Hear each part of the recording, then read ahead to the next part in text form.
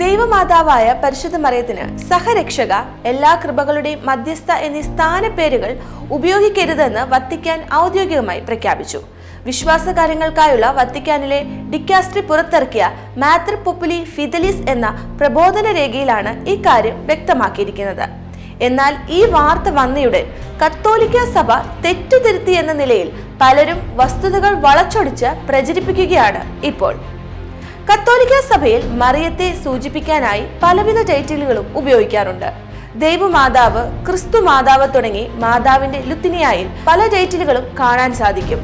അവിടെ എങ്ങും സഹരക്ഷകയെന്നോ എല്ലാ കൃപകളുടെയും മധ്യസ്ഥ എന്നോ സഭ അവളെ വിളിച്ചിട്ടില്ല.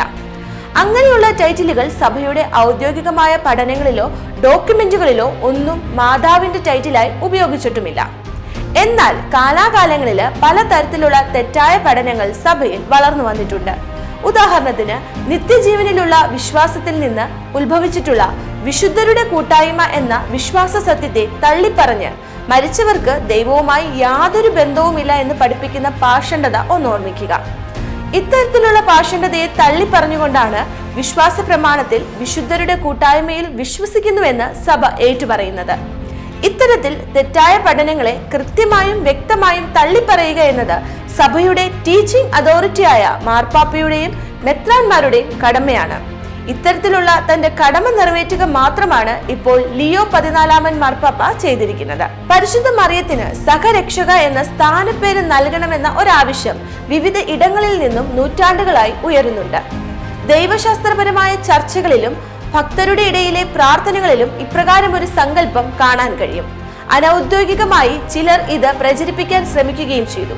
മറിയം സഹരക്ഷകയാണെന്നത് ഒരു വിശ്വാസ സത്യമായി പ്രഖ്യാപിക്കപ്പെടണമെന്ന് ആവശ്യപ്പെട്ട് ചില മധ്യകാല സന്യാസ സമൂഹങ്ങളും ചില മരിയോളജിസ്റ്റുകളും ഇന്റർനാഷണൽ മരിയൻ അസോസിയേഷൻ പോലുള്ള സംഘടനകളും വത്തിക്കാനിൽ കഴിഞ്ഞ കാലങ്ങളിൽ അപേക്ഷകൾ സമർപ്പിച്ചിട്ടുണ്ട്.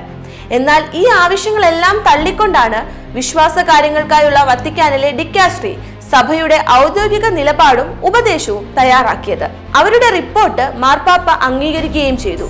വിശുദ്ധ ഗ്രന്ഥം, സഭാപിതാക്കന്മാർ, വേദപാരംഗതന്മാർ, പൗരസ്ത്യ പാരമ്പര്യ ഘടകങ്ങൾ, സമീപകാല വിശുദ്ധ പിതാക്കന്മാരുടെ ചിന്തകൾ എന്നിവയാണ് ഈ രേഖയ്ക്ക് അടിസ്ഥാനമായി സ്വീകരിച്ചിരിക്കുന്നത്.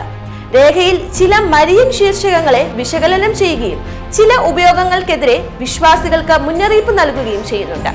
വിശ്വാസികളുടെ മാതാവ്, ആത്മീയ അമ്മ, വിശ്വാസ സമൂഹത്തിന്റെ അമ്മ തുടങ്ങിയ ശീർഷകങ്ങൾ ഉപയോഗിക്കുന്നതിനെ രേഖ പ്രോത്സാഹിപ്പിക്കുന്നു.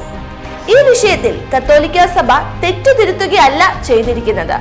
സഭയിൽ ഉയർന്നു വരുന്ന സുവിശേഷ വിരുദ്ധവും പാരമ്പര്യ വിരുദ്ധവുമായ പഠിപ്പിക്കലുകളെ തള്ളിപ്പറയുക മാത്രമാണ് ചെയ്തിരിക്കുന്നത്.